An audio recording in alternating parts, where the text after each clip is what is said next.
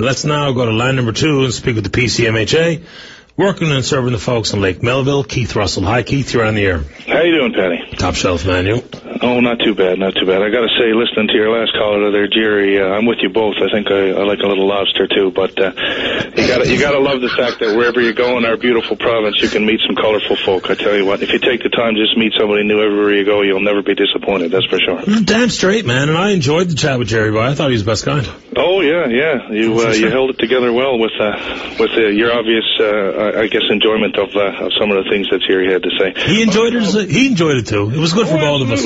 Absolutely. But you can't help but to smile and have a laugh with people, especially when there's colorful souls like Jerry. So. I'm totally into it. What's on your mind? Just called to talk a little bit about Muskrat Falls here too. Just always listen to the show, and of course today we had a few people on there, saying, well, what's the next reason we're going to develop the Lower Churchill for? And even yourself, Patty, you said it. I mean, we've got a lot of people out there that are nitpicking. They're talking about one area for their own particular agenda, whether it be just the cost, or whether it be about development in Labrador, or whether it be about giving it away to Nova Scotia for free, which we know isn't the case. And I just wanted to let people know that from my perspective up here in Labrador, there are so many reasons for the development of Lower Churchill that they have to do with, the new power for projects up here in Labrador, the stabilization of rates on the island eventually.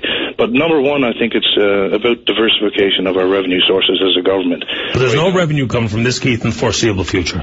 What's that? There's very little to no revenue coming from Muskrat Falls power generation in the foreseeable future. But I think that's where the leadership of Premier Dunnerdale comes in and vision for the province overall, Patty, over time. How so? You look at Muskrat, you look at the ability then to power new projects. So whether it's Alderon and their iron ore over in Lab West, or Paladin and the uranium up in northern Labrador, or Valley's expansion of the Voisey Bay site into underground, or whether it's IOC expanding in Lab West, what you're going to see is the ability to have more projects and more development, and again, that'll lead to more jobs, more prosperity, and a better overall situation for us in our province, or for the government, for everyone that lives here and everybody that wants to work here. I got no problem with that, Keith, as part of the message. The issue, and the one that I highlight, is not about what it's for. It's about not having all the cards on the table at one point. A concise message from government, because that's important, because people will latch on to things, take them out of context. Sure. 824 megawatts are being developed for whatever use available. I mean, and that's the really legitimate final argument here that I would have made had I been in charge of the message. It's not about simply residential or industrial commercial use on the island. It's not simply about the mines. It's not simply about anything. It's about everything. You're absolutely right. You're absolutely right, Patty. It's so complex here. There are so many reasons for the development. But I mean, one that really piqued my interest of a previous caller was about they're saying that this is to screw Quebec. Well, I mean, we've certainly been held hostage long enough by Quebec, but if you look at a longer-term picture of the need to switch and to make that transformation in our economy, Patty, from resource-based to from our oil and switching over to renewable resources. I mean, you have to look at. I'd like to wonder where we're going to be in the near future when we have Muskrat Falls and hopefully at Gull Island, and then we get to 2041 where our rights from the Upper Churchill revert back to us, and hopefully we still have we then add in some wind power and some more green energy into our grids, and then we add in a little more small hydro across different places in the province, and then we keep going with the oil and hopefully natural gas at that point in time, Patty. We become, I believe, in my opinion, a superpower in our country. Well, once again, Keith, I think that speaks to, and I agree with that, except I believe at the beginning of the announcement of this proposed development and throughout, those types of things had to be the message from day one. The 824 megawatts are for everything. And people, I would have said this out loud, and I've actually said it lots of times on this show. We will develop every opportunity to generate power that is known to man because we have abundance of the things that are proven technology. We'll have wind, whether it be small, remote areas like Aramia, what have you. We will develop every trillion cubic feet of natural gas at some point in time when the recovery becomes not cost prohibitive. We will do it, and we'll do it for sale. So everything we'll do eventually, if that includes hydro, then it's kind of now or never, because the construction costs will escalate to the point where it will not be manageable, and with the loss of revenue, because we won't be able to sell the power in New England for what it costs to generate, and we know that, everyone knows that.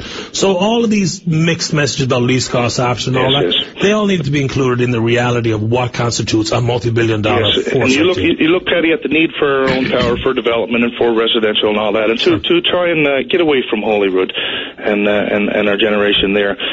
You look at all of those things, and you still have to say, though, that in the grand scheme of things, this is in perpetuity. This is a perpetual project in terms of our using hydro and all of that. That's going to be there for generations and generations to come. And to me, not only an opportunity to, like I said, to push other development, but it's also a fail-safe there too. This is something that generations in the future will be able to count upon, whether it's for employment, whether it's for those offshoot developments that occur because we have access to that power, or whether it's in developing the smaller hydro and the smaller wind farming that we want to be doing too. This is the right decision for the people of this province, absolutely. And I think that with Premier Dunnerdale leading the way, her message to us in our caucus is always clear. It's that this is a privilege to do this job. We have to be professional in our representation. She wants to make sure that we're very serious about what we do, and that everything we do is done in a fiscally responsible manner, and that she also makes sure that everybody gets to give our 2 cents into developing this vision for our province in terms of what we want to see, how we want to go forward, and bringing in the needs of the people from our individual constituencies to that table. I have no problem with any of that. The numbers are yet to be revealed, the final numbers, so that part of the fiscal prudence cannot be assessed right at this moment. But when you talk about your free will and the opportunity to voice your own opinion on anything at the caucus table or the cabinet table, then that is where people once again will say, can anybody seriously offer the fact that 37 Tories think exactly the same thing? I mean, how can that be? Some people must have questions about some of this stuff.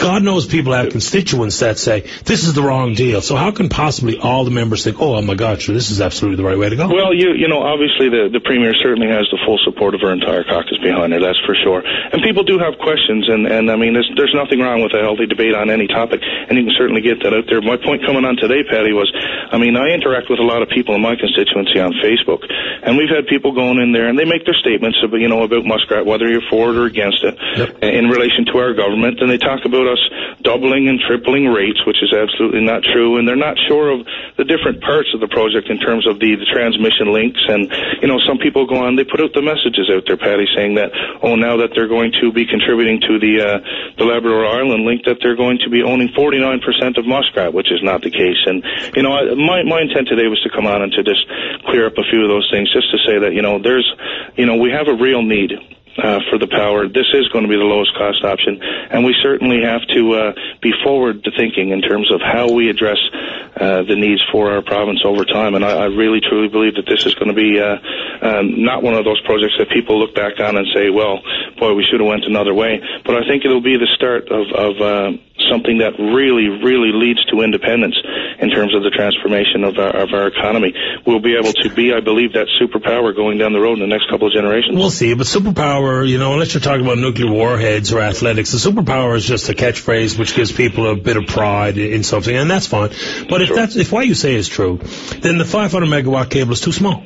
And secondly, if least cost option is absolutely not true. I don't believe it. I don't think anyone believes it. But if you include the foresight and the political leverage available to connectivity to the mainland and the opportunities that does give us come 2041 and the possibility to generate all forms of power, least cost option can't be true. God only knows you can buy LNG and power up the island of Newfoundland for less. But that can't be but that's where the message, I think, gets lost. Also, Keith, I'll say this and then I'll give you a chance to summarize for the break. Sure. This is a political beast because the politicians made it that.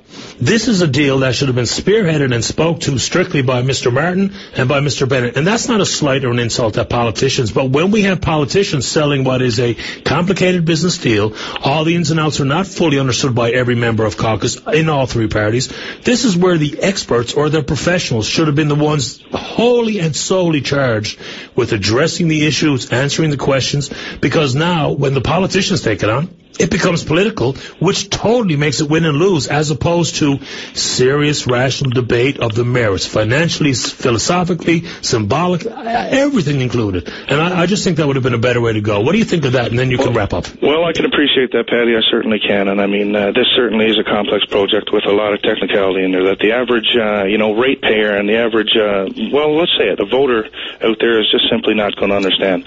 And, not that, they don't understand the need for power and the fact that, we want to diversify our revenue streams, and that we want to, eventually, hopefully stabilize rates, because right now, oil markets and oil pricing and all that are all over the road, which is very evident, in today's time.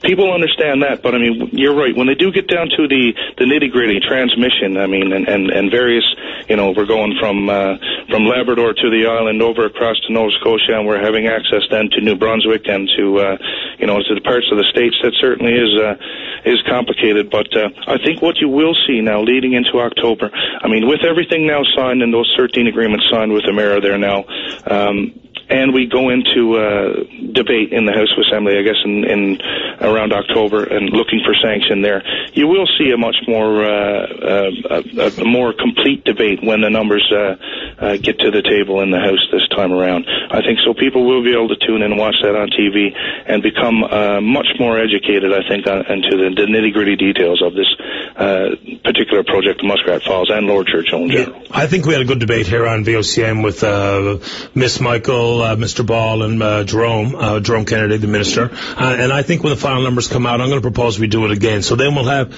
no more wondering about what's going to happen. We will have concrete details, concrete numbers to discuss, because it all boils down to that. And public understanding and support or not for this project is going to be make or break for political parties, which is a political mistake going into it. This is a business deal with experts and professionals available to the province in the form of Nalcor and other independents we could have brought on side, whether it be contract or whatever. And I hear you, Paddy, and I tell you what, I mean, when it comes to local here in Lake Melville, in my district, with the $450 million to be dropped on the ground here and the 2,700 jobs at peak, I tell you what, you're going to see it overwhelmingly in favor up here. But before we go here, Paddy, I'd like to thanks for the time today, and I'd just like to give a plug to our local regatta here at Gosling Lake in Goose Bay, in the Great District of Lake Melville here this coming weekend. So I'd just like to ask everybody, please come out and, just like your caller Jerry there, come out and meet some colorful characters and take part in the events, watch the races, and drop a few dollars in support of our communities here. So the community spirit generated by that kind of stuff, man, is immeasurable. That's where we can have these philosophical conversations, because that kind of community spirit from these events is critical to a variety of things, and that's economically too. So Keith, I appreciate your time today. Stay in touch. All right, thanks, Paddy. All the best. Have a good one. You too, buddy. Bye-bye. Keith Russell, MHA, Lake Melville. Boy, what do you think of all of it? Whatever it is, inside of the Muskrat debate. Whether or not it's a good deal, nobody knows that yet. And even those who are supporting it, politicians, business people, or average Joes like myself and you, those who are completely opposed to it, they're not absolutely cocksure of everything they say either. Why? Because there's no final numbers in. So all of the controversy, some of it could have been avoided by a better approach. Whether you're for or against, give us a shout. Don't go away.